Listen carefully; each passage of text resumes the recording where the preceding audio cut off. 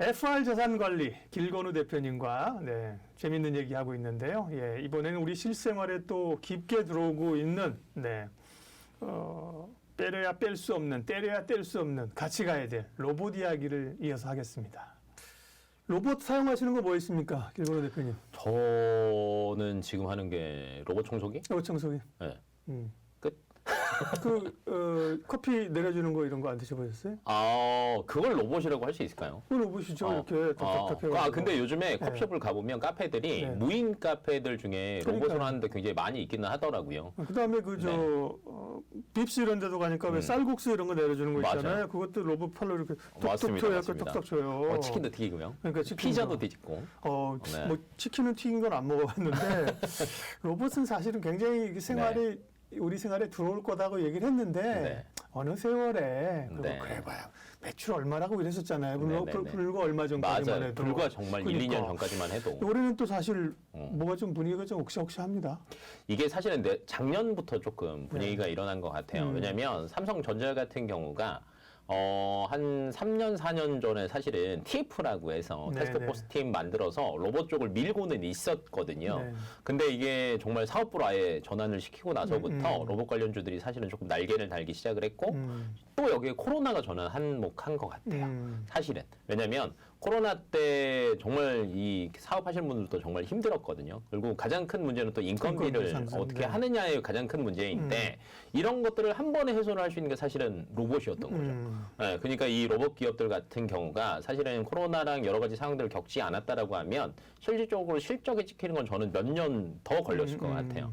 이런 것들로 촉발이 되다 보니까 굉장히 빨라졌다라고 보시면 될 것 같고 그래서 이제 대기업들 같은 경우는 정말 많이 뛰어들고 있고요. 대기업들이 힘을 실어주니까 이제 인식을 그동안은 다 중소기업이잖아. 매출이 안 나, 숫자가 없어 그랬는데 삼성이 레인보우에 그죠? 이제 격사지는 순간부터 해서 보니까 LG도 들어가 있네. 뭐 다 그죠? 네, 두산 이미 들어가 있고. 두산 로보틱스 있네. 이렇게 다 하고 있구나라고 생각을 한 건데요. 예. 그러면 이제 시장이 개화가 됐다. 이렇게 봐도 될까요? 저는 개화는 이미 됐다라고 봐요. 왜냐면 개화기 때는 사실은 실적이 안 찍히거든요. 그렇죠. 성장기에 들어서면서 실적이 조금씩 찍히기 시작하는데 저는 이미 성장기에는 진입했다라고 봅니다.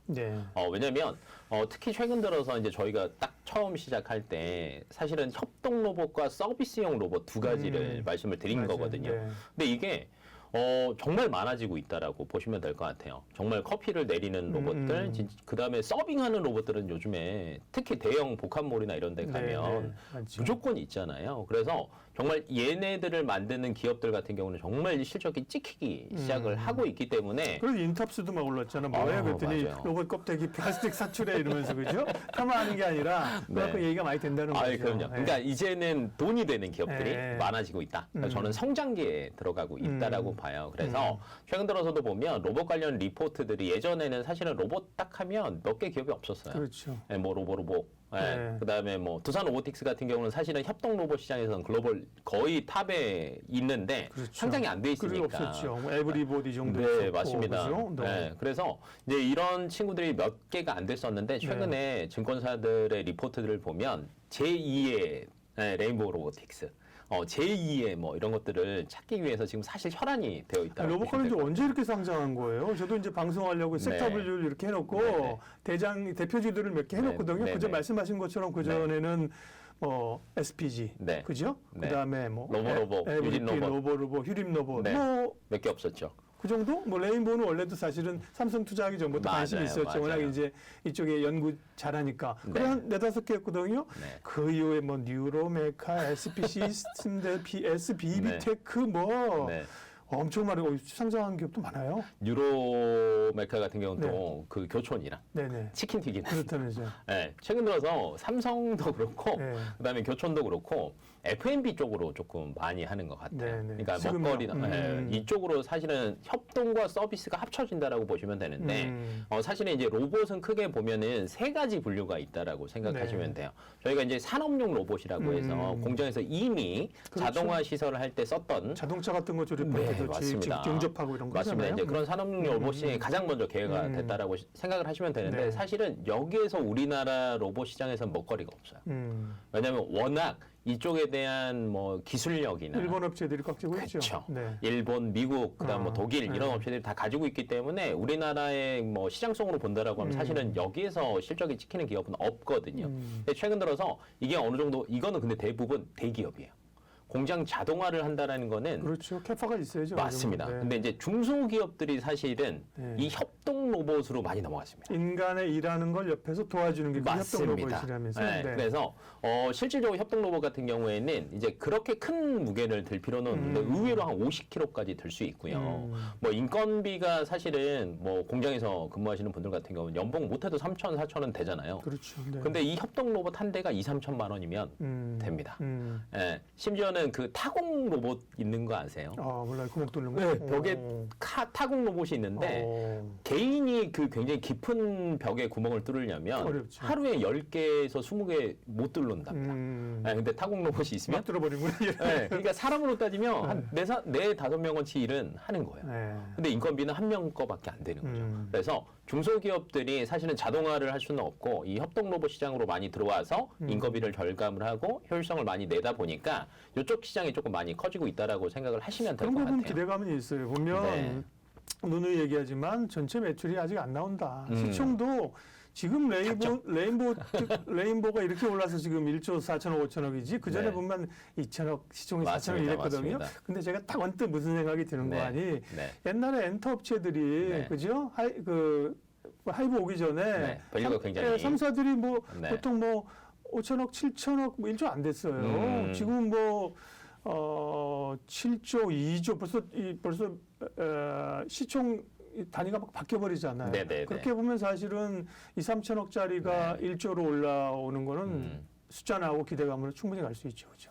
거기에다가 실적까지 찍히니까 사실은 3년, 뭐 2년? 3년 전까지만 해도 사실은 로봇은 테마주였어요. 그렇죠. 네. 네, 왜냐면 워낙 실적이 안 찍히다 보니까 야 누가 뭐 한다던데 라고 하면은 그때 조금씩 움직였지 긴 흐름으로 갈 수는 없었거든요. 근데 지금은 아예 그냥 성장주로 거의 아예 딱 되면서 네. 그냥 밸류 자체가 어느 정도 다 잡히는 것 같아요. 그래서 뭐 아직 고밸류에 대한 논란들도 분명히 있기는 하지만 여러 가지 이제 주변 상황들을 보신다라고 하고 경기 침체에 대한 얘기가 이제 계속 나오고 있잖아요. 네. 못해도 한 2, 3년을 간다라고 하면 저도 이제 회사를 운영을 하고는 있는데 회사를 운영하는 사람들 입장에서 가장 큰 고민거리는 고정 지출이에요.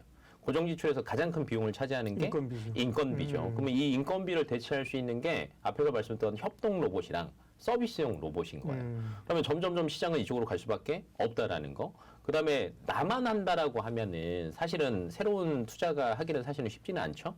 근데 이미 일상생활에서 저희가 굉장히 많이 접하고 있기 때문에 쉽게 넘어갈 수 있다라는 거죠. 그래서 저는 굳이 고밸류에 대한 걱정은 안 하셔도 되지 않을까.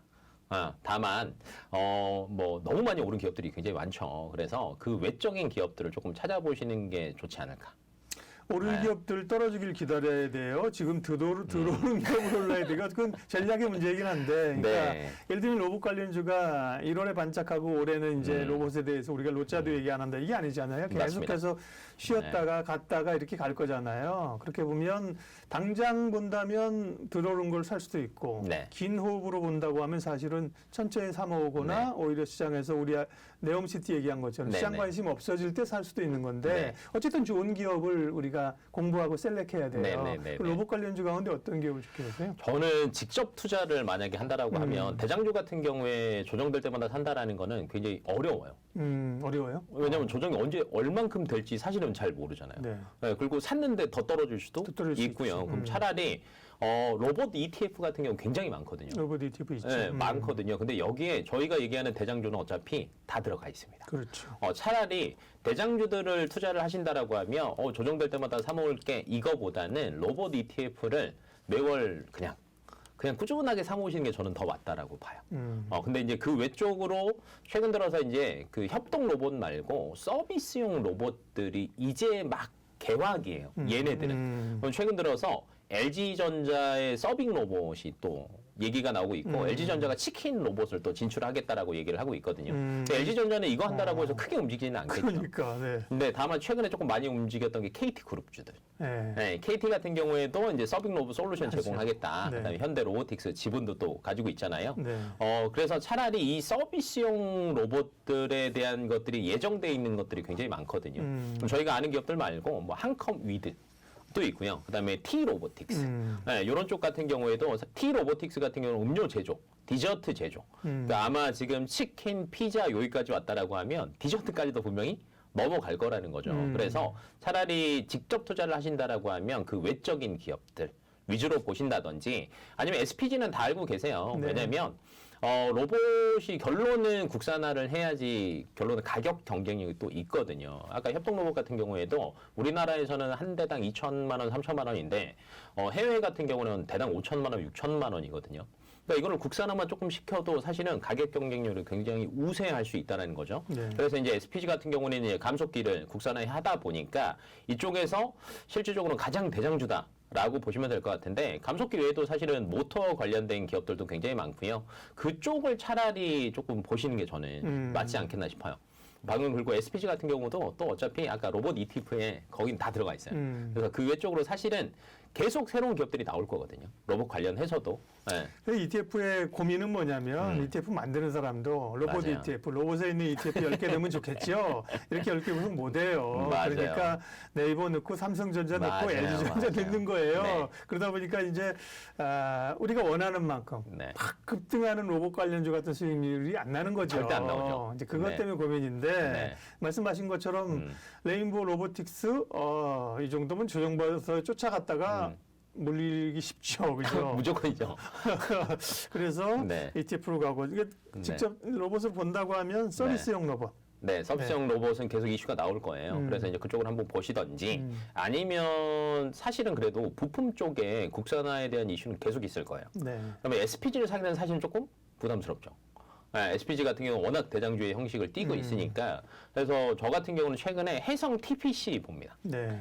해성 TPC 같은 거기도 경우 그런 SPG랑 비슷한 사실은 리포트를 보긴 봤는데 기억이 안 나요. 맞습니다. 이제 감속기 네, 감속기 관련인데 그러니까. 기존에는 승강기에도 감속기가 있습니다. 맞아요. 네, 그래서 승강기 전문 감속기 업체예요. 그래서 이쪽에 대해서는 구매 점유율도 굉장히 높고요. 근데 이제 감속기가 사실은 이제 조금 다른 형식이긴 하지만 로봇에 들어가는 거는 이런 쪽으로는 거의 비슷하다라고 보시면 될 것 같거든요. 확장이 가능하다. 확장이 충분히 가능하다. 그리고 새로 예를 들면 신시장에 들어오는 기업이 있다라고 하면 여기서 성공을 못하면 손실이 너무 크잖아요. 그렇죠. 근데 이미 국내 승강기 쪽에서는 뭐 매출이 꾸준하게 일어나고 있기 때문에 안전하게 갈 수 있다라는 거. 그다음에 아마 올해 매출액이 조금 변화가 있을 것 같아요. 사실은 이제 대부분 승강기 쪽밖에 없었는데 올해 본격적으로 산업용 로봇 감속기 시장에 들어온다라고 보시면 될 것 같고요. 네. 매출도 승강기 쪽이 한 80%. 그다음에 이제 산업용이랑 로봇용 감속기가 거의 한 20% 정도를 올해 매출이 찍힐 것 같아요. 그러면 실질적으로 매출이 찍히기 시작한다. 해성 TPC인가요? 네, 해성 TPC. 네, 해성도 여러 가지가 있는데 네, 해성 굉장히 TPC, 많아요. 해성 DS, 해성사는 네. 우리가 알고 있고 네. 옵틱스도 있고 해성 네. TPC. TPC.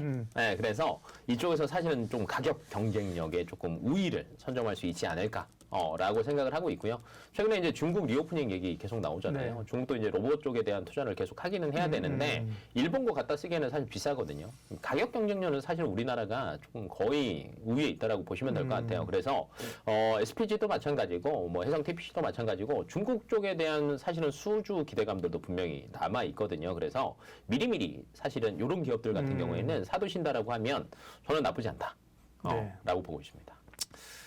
AI가 나오면서 AI가 글을 써주는 걸 가지고 네가 쓴 것처럼 하면 안 되니까 AI가 쓴 건지 안 쓴 건지를 골라주는 또 챗봇. JAI가 있대요. 이것처럼 네네네. 로봇을 뭘 살까 고민하는데 이거를 딱 골라주는 로봇은 없나? 그런 AI. 그런 AI. 우리가 그런 것도 있었잖아요. 시스템 네. 트레이딩으로 해서 맞습니다. 이런 지난번에 뭐였어요? 그 알파고 네. 나온 다음에 네네. 투자 알파고. 정말 많았어요. 네, 굉장히 네. 많았는데 참 시장 비타기가 어려워요, 그죠? 그게 정말 어려운 것 같아요. 저희들도 네. 항상 새로운 종목들을 찾아야 되잖아요. 네. 왜냐하면 너무 어떤 종목이 좋은지는 알겠어요. 걔네들이 또 대장으로 가는 것도 알겠어요. 네. 결론 수익률 싸움이잖아요. 그러니까. 네, 그러면 이제 아까 조금 이제 전략을 대충 말씀을 드리긴 했지만 대장주는 조금씩 사모으자. 근데 직접적으로 여러 개를 사모아봤자 수익률로 따지면 사실은 거의 그냥 지수 수렴한다라고 보시면 되거든요. 그럴 바에는 차라리 내가 걱정 안 하고 ETF를 하는 게 맞다라고 보고 있고, 그냥 직접 투자를 한다라고 하면 서비스용 로봇에 대한 이슈들은 네. 꾸준하게 뉴스가 나올 거니까, 대충 이제 몇 개 기업들은 사실은 정해져 있습니다.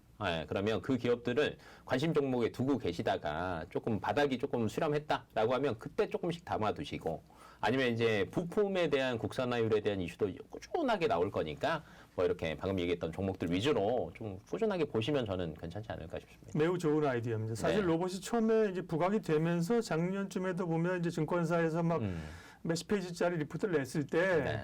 제일 처음에 협동 로봇을 주목하라고 그랬거든요. 맞아요, 근데 맞아요. 지금 협동 로봇 관련 것들이 다 올렸어요. 다 올랐잖아, 그죠? 네. 닭 튀겨주고 뭐 이런 것들이 엄청 올랐기 다 때문에 올랐어요. 포인트는 지금은 네. 어쨌든 서비스용 로봇을 네. 좀 보면 먹을 걸 좀 찾을 수 있다, 네. 수익 낼 수 있는 거를 네. 그렇게 로봇 이야기는 정리를 하면 될 것 같습니다. 네. 고맙습니다. 네.